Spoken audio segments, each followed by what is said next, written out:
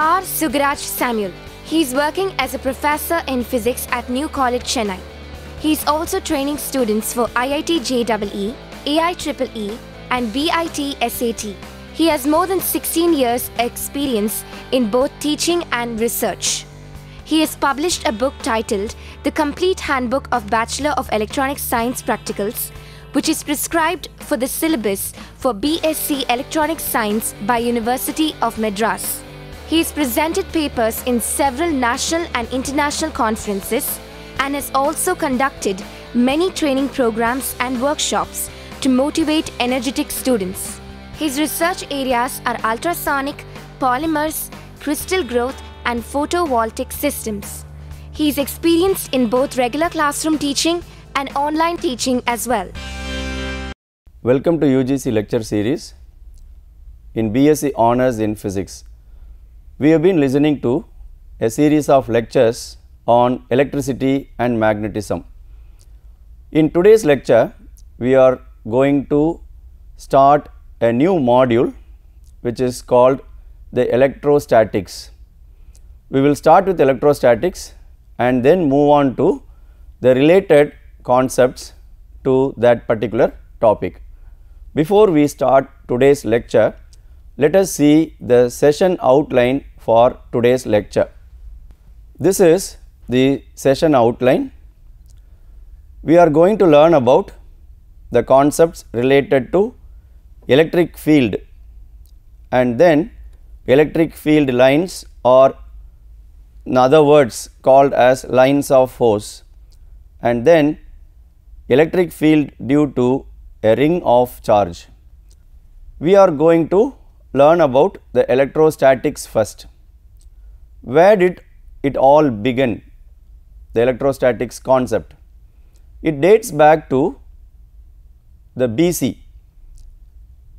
Those period, a philosopher cum scientist called Thales, he demonstrated the sticks of amber attracting pieces of wool. They thought it is a mystery and it was not revealed scientifically to others. Later on, people could explain that is due to the transfer of charge happening between the two material, and there the concepts related to electrostatics began. And nowadays we know in and out of the phenomenon happening due to electrostatics. We basically know the charges are named as positive and negative charges. It was christened or named by the scientist Benjamin Franklin. He only gave the symbols for the two charges. It was basically with the reason that all materials or the matter is found to be neutral in nature. That means one should have a positive value, the other one should have a negative value. So, when we add them together, we get a zero value, that is representing the neutrality of matter. The like charges repel and unlike charges attract. These are all the basic rules or basic information that we know about the electrostatics. In today's lecture, we are going to start with the electric field. What is electric field? Actually, the reason for the force existing between the charges, whether it be a attractive force or a repulsive force, is basically due to the existence of the field around a particular charge. Then what is field? So, we can in basic terms define that as the space or the region in which a charge is influenced electrically is called the electric field. The space around a particular charge where its influence could be felt by another charge, that space is called the space of electric field. But technically, when we want to define what is electric field, we do not simply have the term electric field, but we have that as electric field intensity. that is a quantified term. So, let us start with the definition of what is electric field intensity. Let us go ahead with the expression for electrostatic field intensity. The electrostatic field intensity, which is represented as E customarily, at a point is defined as the force experienced by a unit positive charge, otherwise called as test charge, represented as Q naught at that point. The direction of E is the direction of force, hence it is a vector. How force is a vector quantity, the electric field intensity is also a vector quantity. The electric field exists in the direction in which a unit positive charge experiences force. As the force is a vector quantity, the electrostatic field is also a vector quantity. But when we say simply electric field, we have to be little careful with the terminology used. When we say electrostatic field, that is the correct terminology for representing the field that we discuss here. But invariably, the electric field also represents the time varying electric field that is existing along with the magnetic field. Wherever there is a change in magnetic field happening, then there is a electric field variation also accompanying that. That is also called as electric field. But here we have to be mentioning this as electrostatic field intensity, but it appears little lengthy. So, we will use the term electric field, but as far as these lectures are concerned, we mean it is the electrostatic field intensity when we mention simply the electric field. So, we have to be little careful with the terminology that we use. Now, we will go ahead in the expression. We will see what is the expression we have for the electrostatic field intensity in terms of the electrostatic force. So, let us have the expression in front of us. The force existing between the Q and Q naught is given by this relation. Are you familiar with this relation? This is called the famous Coulomb's law. As our curriculum does not start with Coulomb's law, we are starting with the electric field intensity, but basically we need to start with the Coulomb's law. So, let us start with the Coulomb's law, which is also called Coulomb's inverse square law, and then move ahead in learning about the concepts related to electric field. Look at this. This is the force. This term that we have here, 1 divided by 4 pi epsilon naught, is a constant, and the force is basically proportional to the product of the two charges, the main charge that we consider as Q and the test charge that we keep. If you want to see the representation, I would like to show the pictorial representation of this. So, I would like to zoom this. This is the basic charge, the Q, and here we have the charge Q naught. What about the force that is existing between them? So, that is the main equation, Q and Q naught divided by R square. R is the distance between the two charges. So, by definition, what is electrostatic field intensity? Here we have the definition. The electrostatic field is defined as the force experienced by a unit positive charge. Here it is taken as a test charge. So, the Q naught gets cancelled. So, we have this expression as the expression for the electrostatic field intensity, which is a vector quantity. It has the unit Newton per Coulomb. Now, the electrostatic field intensity is defined in terms of the force. We need to always take the positive charge as the reference charge for us. We cannot alter the charge when we have something as the reference. So, universally we take the unit positive charge as the reference, which is represented as Q naught. So, based on that we define the electrostatic field intensity. We cannot change the reference charge that we have taken as the test charge. So, hereafter the test charge means it is unit positive charge. We cannot take a negative charge as a test charge. depending on the different situations. We should always take the positive unit positive charge as the reference. So, based on that only we define the electrostatic field intensity. Now, we will see what we have next.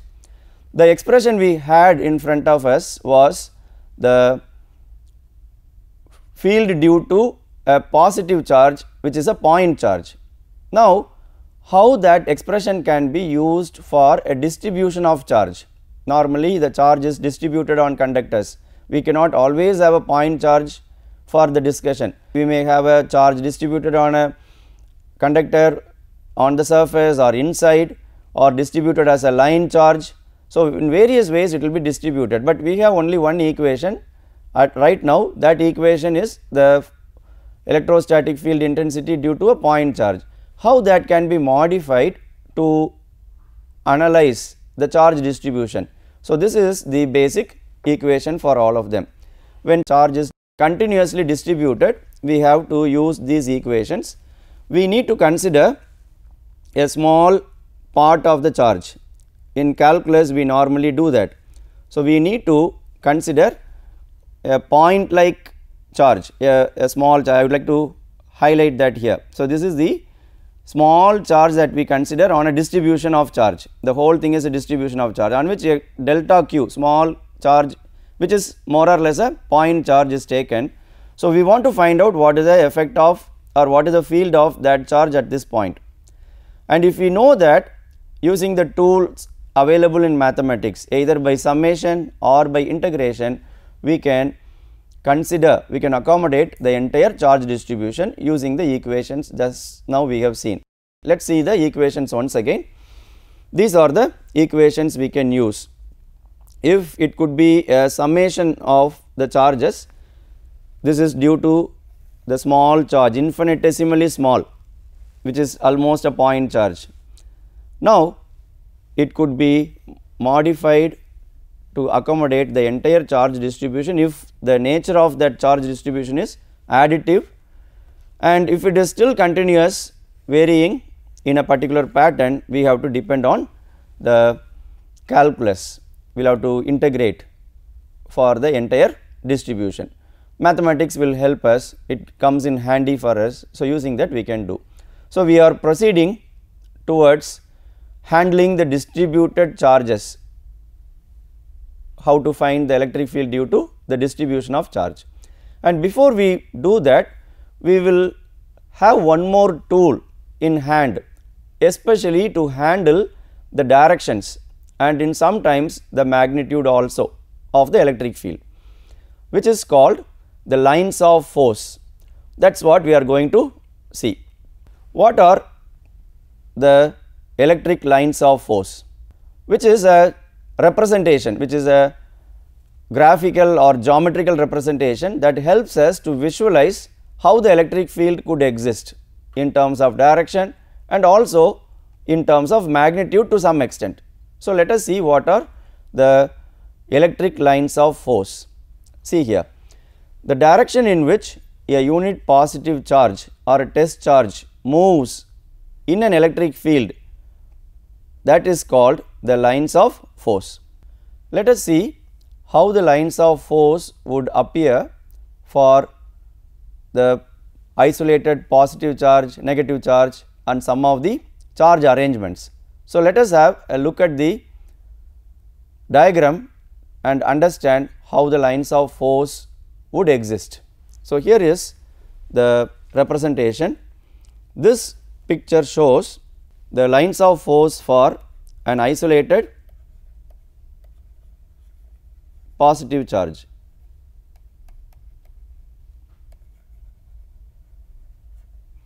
Why it is called isolated positive charge? It does not have any other charge near it.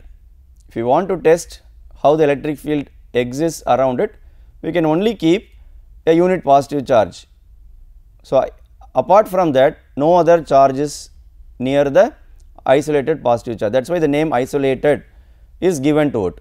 So, for that kind of charge, the electric field lines exist like this. Have a look at the diagram. When we keep a unit positive charge here, it will experience force outwards because they are like charges. They repel each other and it is applicable for all the points. So, the lines of force come out from a positive charge, that is a statement we make. And what about the case of negative charge? When we have a negative charge, for that also we have to again use a unit positive charge as a test charge. For a negative charge, when we keep a test charge which is positive here, and that will experience force towards it, because these are unlike charges. This is positive charge which is a test charge, and this is the main charge which is negative. So, they attract each other, the lines of force, the direction of the movement is towards it. So, we conclude that the lines of force for a isolated negative charge, it is towards. So, that is the conclusion. For a positive charge it comes out, and for a negative charge it is towards it, and these two charges are isolated charges. What about the case of charge arrangement, maybe a positive and positive charge or positive and negative charge? For that also the lines of forces are existing. So, let us have a look at the charge arrangements and try to understand how the direction of the lines of force get modified. Let us see. This I hope you remember the charge arrangement. This is a positive charge and this is a negative charge. This is called a dipole. And for a dipole, again the basic rule is true. Towards the positive charge all the lines of forces are pointed, and for a negative charge the lines of forces are pointed towards the negative charge, and for a positive charge they come out, and the basic rule is obeyed here, and the straight line is joining the two charges. It is starting from positive and ending in negative, and around it the other points it is curved because of the influence of the negative charge near a positive charge and vice versa, the positive charge near a negative charge. If you compare this with the isolated charge, here it is vertically going out, they are all normal to the charge, they are all coming out, but here it is bent near the other charge. So, same way we have the two similar charges also. When the two charges are positive, they repel each other, the lines of forces are also not joining, they are not coming towards, they are getting repelled. So, to identify the direction of electric field either due to an isolated charge or due to a charge arrangement, these lines of force become a handy tool, and also not only the direction but also for finding the magnitude. If the lines of charges are crowded together, then the magnitude of electric field intensity is high. If they are far apart, then the electrostatic field is a lesser one. So, this kind of idea also we can have based on the lines of force. There are some basic properties we have for this lines of force. If we quickly run through, that will be useful when we solve problems using the lines of force. So, let us see what are the properties we have for lines of force. They start from positive and end in negative charge.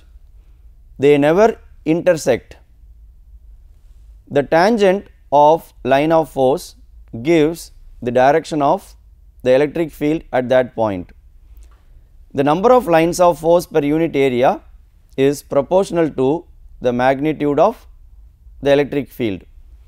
From a unit positive charge kept in free space, 1 divided by epsilon naught number of lines of force emanate. So, these are the basic properties.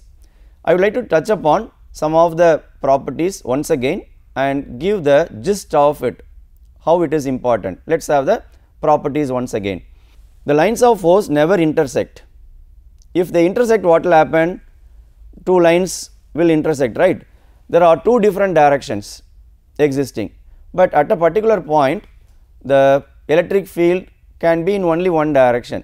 So, this is made as a rule, the lines of force never intersect, but one thing can happen, the lines of force can come out from a point, that means there is a positive charge at the point. The lines of force can end at a point, what does it imply? There is a negative charge. So, these are some of the clues we could get based on the direction of lines of force, but they will never intersect with each other. The last one I would like to touch upon, because here the epsilon naught, this is the first time we come across in this lecture. What does that mean? It comes from the concept of symmetry, and while writing the expression for the force between the two charges, we had this term epsilon naught, which is called the permittivity of the space. It is related to the property, electrostatic property of the medium. For free space, it is represented as epsilon naught, the suffix 0. Its value is 8.85 into 10 to the power minus 12 and related unit. So, this is the value of the epsilon naught. Because it is the denominator, when we take it to the numerator, it is a huge value. So, that many number of lines of force come out from the positive charge. 1 coulomb is taken as the positive charge. As we proceed in this series of lectures, at one point we will come to know the 1 coulomb charge itself is a very large quantity. When we say unit charge, it is a very large quantity, because the charge of electron, the elemental charge, that value is a very small value compared to 1 coulomb. Hope you know the value of charge of electron, though it is negative. Elemental value, when we take that value as the basic value. It is 1.6 multiplied with 10 to the power minus 19. It is a very small value, very speck compared to this 1 coulomb. So, 1 coulomb is a very large quantity when we practically do problems, practically consider the cases, electrostatic instruments and all. So, we have got some basic understanding of the electrostatic field intensity. Now, we are going to move ahead to derive an expression for the electrostatic field intensity due to a ring of charge that is distributed on a ring, maybe a conductor or non-conductor, whatever it is, but the shape of the distribution is a ring. So, let us try to get an expression for the electric field with the available knowledge that we had now for the ring.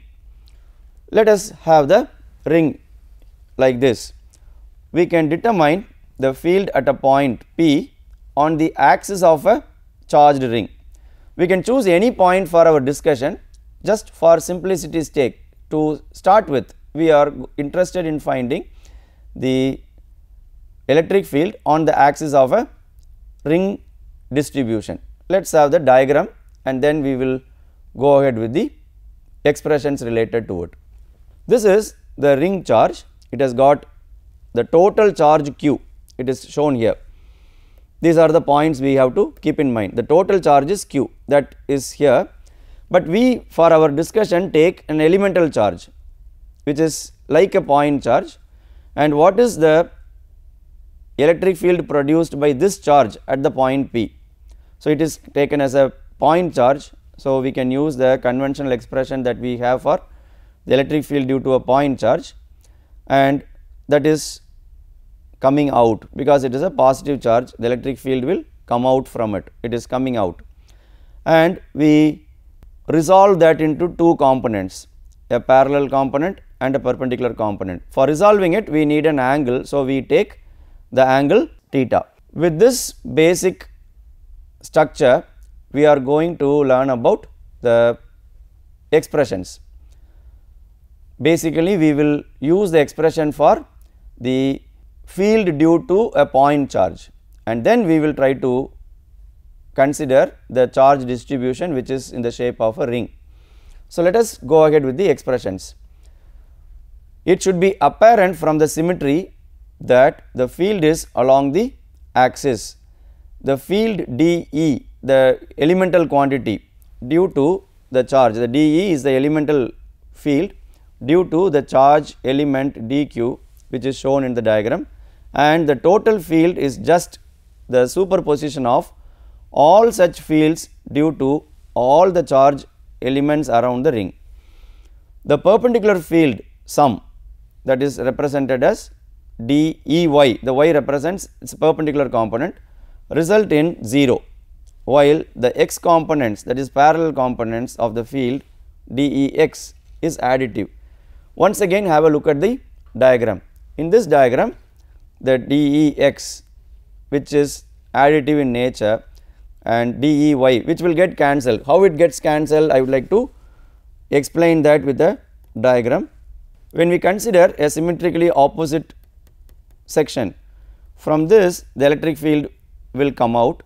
This also can be resolved into two components, the perpendicular and parallel components.